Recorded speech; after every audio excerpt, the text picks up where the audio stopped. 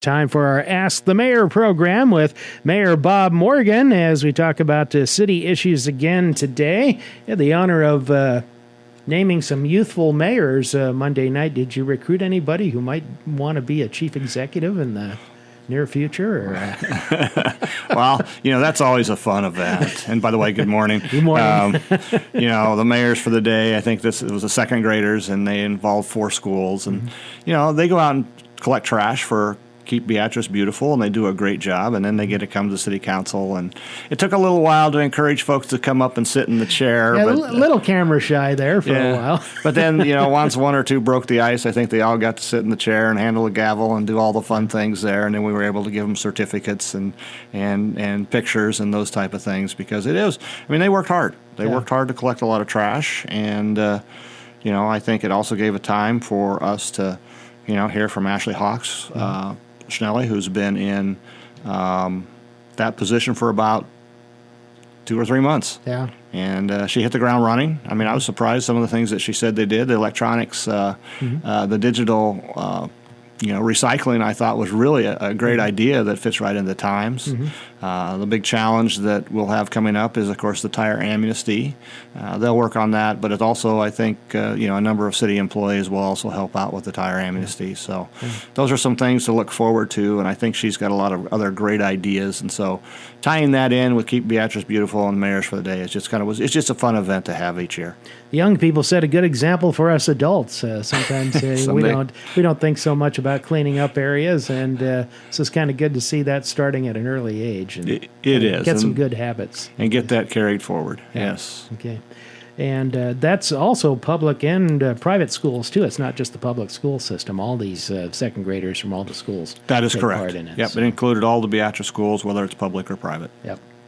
Well, one thing this week people no doubt noticed was the closure of a block on Lincoln Street between 5th and 6th. There's some water main exploration and work has been done there. And is that turning out to be a little bit bigger of a problem than it was to be? Or what have you learned about what's going on there? Well, it's taken a little bit more time. I did drive by there yesterday afternoon. It looks like they had some water running, which is really, really good. Again, as I've said, infrastructure is important. And, last year we did the main that went all the way through the downtown.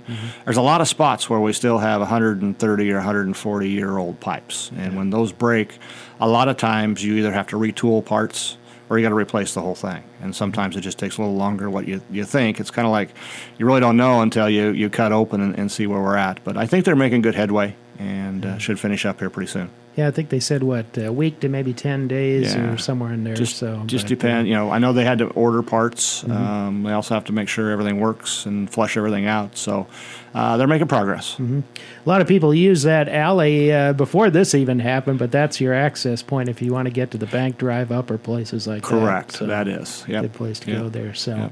So you still have able to get in there at least. And again, I guess one of the fortunate things there is, too, since it happened on that intersection, we also were able to at least keep one lane of the highway open. And so there is that through traffic to the north and south.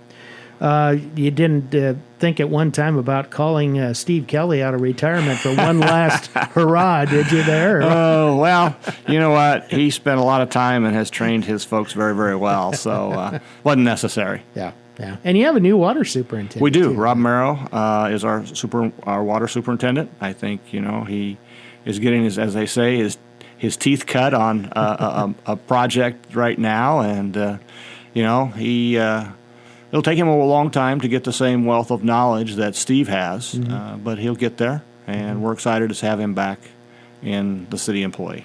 Nothing like a big project right off the bat. Right. Huh? Well, you know what? You might as well have that baptism by fire. Yeah. Of course, Rob was the used to be building inspection, the community development officer with the city some time back, and he returns now as water superintendent. And that brings in at least like some budgeting experience, and that brings in a lot of code experience. And so there were some experiences there that transferred into the water superintendent. Yeah. I hadn't driven by there mainly because I hadn't had my golf clubs out recently, which is a bad thing.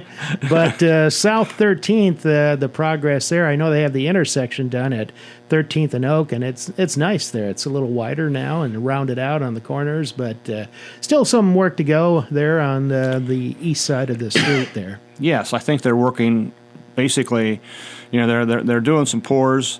They're trying to get at least the driveways done and connected to the one lane that's open, so people can get in and out. And probably the next major pours will be the street itself on the east side. So they are doing very well. Mother Nature hasn't necessarily completely cooperated because we've had a number of rainstorms and just a gentle rain, for a day will fill that up with water that they've got prepared, and then they got to pump it out, and then they got to get it back. So at the end of the day, I think they're making some very good progress, and I think they're doing really good work. Yeah. Of course, there's the big tournament out there this weekend. Is that a factor in kind of waiting a little bit, or is that not really? No, not really. Yeah.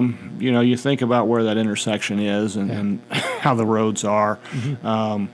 There were always ways around to get back onto the street. And so, it worked out well. Of course, when we have a lot of traffic, we try to get things done to alleviate any type of traffic jams. But at the end of the day, we also know that we have to get our work done irregardless of what event is going to happen. Yeah.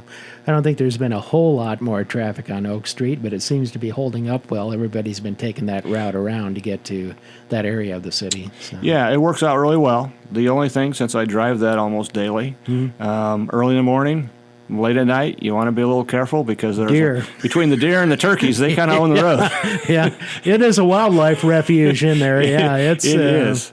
I had one. I was driving down there. This was about 3 weeks ago. I was actually going east toward your area out there, and I tell you what, a deer ran across that road going full bore, and I just kind of saw it out of the corner of my eye, and that ever since then I've kind of knocked it down maybe 5 miles an hour because it's they know where the guns are not located. So they do, and it's going to be the time of year where you have mama deer and a couple of does or little fawns, and when mama goes across the street, they want to get across the street too. That's true. That's for sure.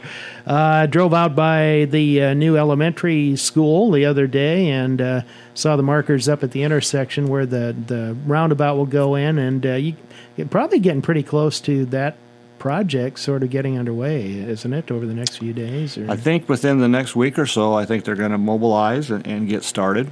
I know that there was a pre-construction meeting, and I think the pre-construction meeting went very, very well. I think the goal is with any contractor is, to make as much progress as you can between, let's just say for the sake of dates, June 15th and December 15th. And, a lot holds on weather, but if they can make some good progress, we should be able to see them get pretty close to finishing up a lot of that project this year and not have to carry over anything or much of anything for the next year. So that's really good news. And again, it's really with streets, it is all weather dependent. And if you think about weather, probably June 15th to August 15th, it's pretty dry. Yeah. But when you get into the fall, you kind of just cross your fingers and hope everything works. Yeah. That being split into a 3-phase project, I got asked the other day, how are you financing that? Or is that a hard thing to finance through the city's budget right now? I know you're looking for other sources of funding through various consulting. We've got that pretty well squared away to get it funded. I mean, first of all, we're very fortunate because when you look at the bid, it came in under by about $1 million, and so we've got that. We've got that pretty well figured out how we're going to pay for that new road, and it'll be just like we have other projects. What happens with construction projects, whether it's a street or a building or anything else that it takes over time, there'll be pay agreements based on how much work is done. And one of the things that the city council approved was JEO to be what we call our construction manager or our construction person who oversees things. And so the owner and the builder will have probably every other week meetings to talk about the progress, and then every month, based on what's done, the city will be billed and we'll pay those bills as they come in. The school nearby really looks like it's about ready to go. A lot of the concrete, the driveways are all up. I know the lettering's on the building now. It's starting to look like it will when the classes get underway this next fall. Of course, seating's another thing, and landscaping and things like that. Sure. But I think, I think when they started that project, it was on the very edge of COVID, and I think a lot of construction projects you saw then didn't meet the timelines because of supply issues and labor issues and a number of other issues that slowed things down. I think Houseman must have done a really pretty good job of keeping on the ball and keeping things going, and they're going to hit their date. And in this day and age, based on when it started to now, that's a great accomplishment. And so I think we'll see, a new elementary and the first year of that new elementary come August. Yeah. Companies like that have had a lot of experience in big projects. If I remember right, they and maybe Hampton and some of those have done some for the college too when you were there. Yes. So this isn't their first rodeo when it comes to a big project. No, it's not. And like I said, those meetings that they have, the OACs as we call them, they're kind of benchmark every other week issues, and it is issues. Sometimes it's a supply issue or it's a weather issue or concrete is not quite what you want it to be, and you have to figure out how to make it what you want it to be. So, at least that communication piece is always there. Before we take a break here, one of the notes on your Facebook page of the city was talking about the Safe Streets for All program. I know you held one public session earlier at the library on that to try to get input on, what are some of the things you could do in the town to make it safer for traffic, pedestrians, bicyclists, things like that. I know there's kind of a note out there to say, hey, we want your input. Has there been much, or is that just something that sort of filters in slowly, I guess? They filter in slowly. I think they'll probably need another public meeting to kind of share what the the Straight Streets for All, basically the report will look like. Some people might say, well, why are we doing the Safe Streets for All? And if you think about it, first of all, we want all our streets to be safe. Second of all, there's a lot of federal money out there to promote safe streets and making streets safe for traffic and pedestrians. Well, to get the funds, you have to first make sure that you have your Safe Streets for All plan done. And so this is the first step for us to at least be able to tap in to some money. I mean, one of the intersections you might think about is what they're working on today, And it dawned on me with that little jog there. Are you thinking in terms of, hey, is there something we could do now that might make that a little better? Well, what we hope is the Safe Streets for All will show that's an intersection that needs help. Yeah. And so then we can apply for federal money, and it should be a little better way that we don't have to use taxpayer money to get that project done. Local taxpayer money. You have to preface that because we're all paying into the federal one government pocket too. Or the other, right? But at least that helps the city, and it doesn't go to somebody else. Yeah. And so that's, I'm sure, on the radar screen of that Safe Streets for All. Yeah. The other thing too is, I sense maybe people are getting a little bit more accepting of tapping federal and state grants. Some people are just opposed to that because they think that, well, you're still using tax money, but you've already paid it in, so you're trying to get it back is what you're trying to do. And the hard part of it is it's going somewhere. Yeah. They're going to use that money. And why not use it for our community rather than a community maybe on the east or west coast? I'm not picking on the east or west coast necessarily, but if you look at the Midwest, there's a lot of things in that Midwest that I think the federal government can help out when you look at what they've kind of done on the east and the west. So, I think we're doing our best to make sure that if the money's going to be spent, which it's going to be anyway, how do we at least access some of it for the city of Beatrice? Okay. We'll be back with more on Ask the Mayor with Mayor Bob Morgan in just a moment. Back on Ask the Mayor with Mayor Bob Morgan today. Didn't realize it until, I think, Tuesday or so. A little stormy weather Sunday night into early Monday did a little bit of damage at the Beatrice Area Solid Waste Agency building. And wouldn't you know, just getting done with hail damage improvement or repair, and here it comes the wind. Yeah, I don't know exactly what happened there, but, they put the new roof on, we're finishing up the trim work, and the wind came through and took the roof right off. Just caught it right and peeled some of the tin, as I understand. So we go back and take a look at what we need to do and see where the insurance company lands on that one. Yeah. It wasn't real major, was it? Or I didn't go out there and look, so I'm not sure. Yeah. But I don't think it is. I think anything is bad. I think there was some water rained inside the building, but I don't think, according to Jason Moore, that it hit any equipment or critical things. So that was one good thing about it. Absolutely. Yep. Back to the city Facebook page, which I'm finding is a wealth of information over time.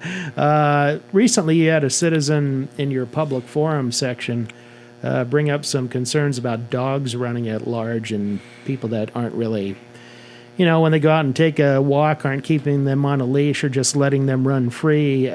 City attorney did a really nice summary on what are the rules, what are the regulations, and so people who want to find out what the rules are, go to that. It's pretty good summary there, I think. Right, and I think Taylor did a really good job of explaining dogs running at large.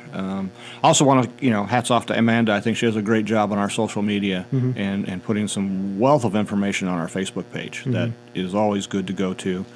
I think we always, with every city, you always have a few issues with dogs and cats and running loose. Yeah. One of the things that I will say is for the city, you think about the enforcement, we actually contract that out on a, every 5-year basis. And so we have somebody that we pay as an independent contractor as our animal control officer. He does report through the police department. They are the ones that oversee those particular issues. But I think Taylor did a good job, and I guess I would remind people with animals, including me with animals, taking for walks and those type of things, do keep them on a leash, or in a lot of respects for animals, dogs, especially larger dogs, a harness works really well versus the leash because it's a little easier to control your animal. Yeah. And it's a safety issue for people, but also kind of a liability issue. If your dog is one that's doing the biting of somebody else, or that's right, that can become a concern. It is a concern. That's right. Yeah.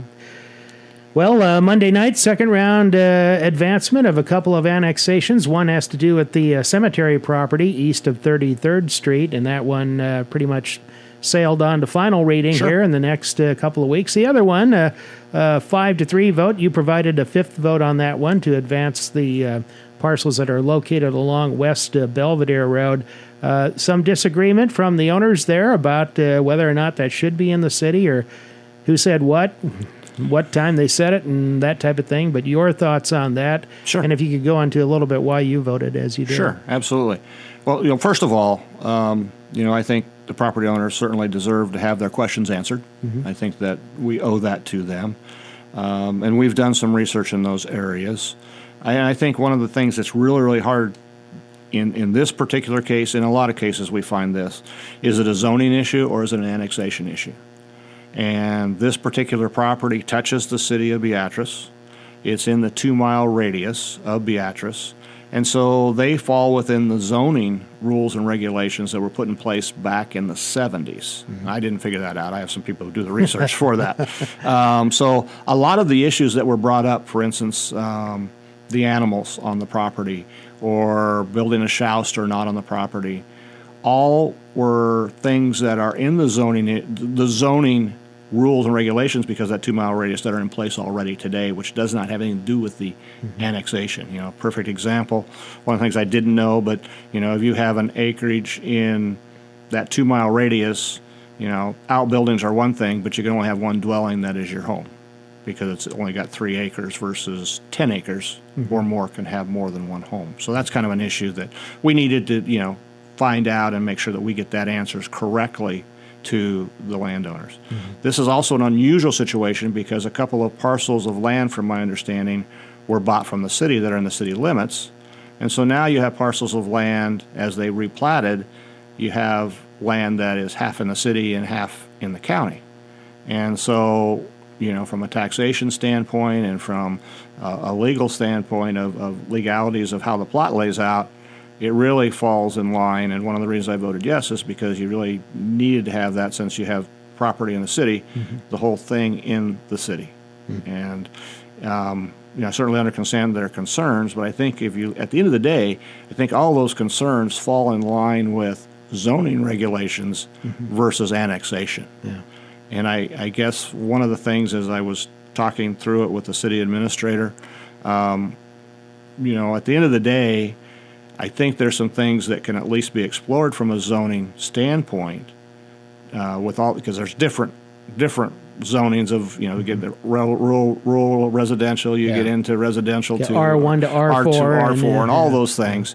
Probably they need to sit down with the community development director and see if there's any way that some of the things they want to do can be done if it's zoned differently. And so I think, it's like everything that I think about when you start working on a property, or you're going to build something on a property, or you're going to purchase property, you want to make sure that maybe you ask the questions ahead of time of what can I do and what can't I do on that property, because it is different that if you're out in the country.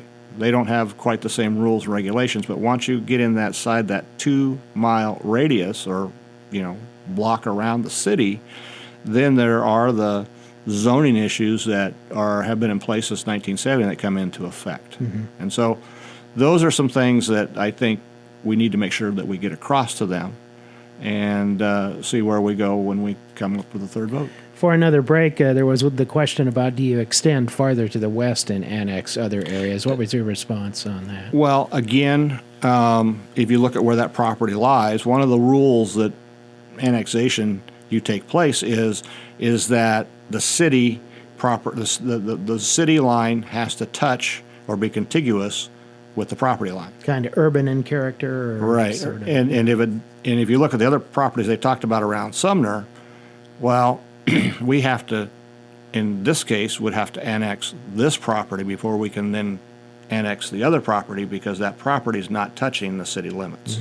I see. And so that also comes into play, which, is I understand that it's confusing, and if you're not involved in it, I mean, how would you know those things? Yeah. It's just one of those things that the more knowledge you have when you go into those, the better off everybody's going to be. All right. Back to wrap up Ask the Mayor in just a moment. Back on Ask the Mayor to wrap up. Just have a couple of minutes left today with Mayor Bob Morgan. One of the things that came up on the consent agenda Monday night was approval of a bid contingent upon getting FAA support for a big project at the Municipal Airport. Sounds like that'll be a neat thing, provide a little bit safer environment for aircraft, but also get a fuel station out of the way and provide a little bit more apron room. Right, and it brings, we're looking forward to that. I think one of the things that the Beatrice Airport has always done, with the authority and now with the advisory board, always looked for those federal funds again to really help us improve the airport, and the airport's a great asset. Yeah, this will actually move the fuel island out of the center. If anybody's been out there, it's out in the center of our taxiway, or not taxiway, but the apron. It'll also help us with our taxiway and give us more space. And so it's a great opportunity, and Dennis Schmidt's doing a great job. He had some big shoes to fill with Diane when she left, but he's done a great job of filling those shoes. See, had 2 bids, I think, and a Mound Ridge, Kansas company was one that got the bid, and I know the other one was one that does a lot of work for you too. I think Constructors was the other bid on there, I believe. So, but and it did, I think, come in under the engineer's estimate. It did come under the engineer's estimate, and they both have had experience working in the field of airports. I mean, that's the other thing you got to think about. Yeah. It's not just a normal contractor that can come in and do that job. You have to have some experience of what you're doing, that you've worked at other airports to get this done. I see. Just a few seconds left. I drive by there every day, and it never ceases to amaze me how many people use it, and that's the dog park along South 6th there, and I know there's some concrete poured down there, I believe, for a pavilion that at some point will be going up pretty soon. Yes, I think the concrete was the first step. I'm not sure exactly who donated the money, but it was donated, and so we appreciate that. And then our folks are putting it up. I think there might have been a period of time where there was limited access because you got to let the concrete dry before you let people and dogs in. But yeah, that'll be a nice addition to the dog park.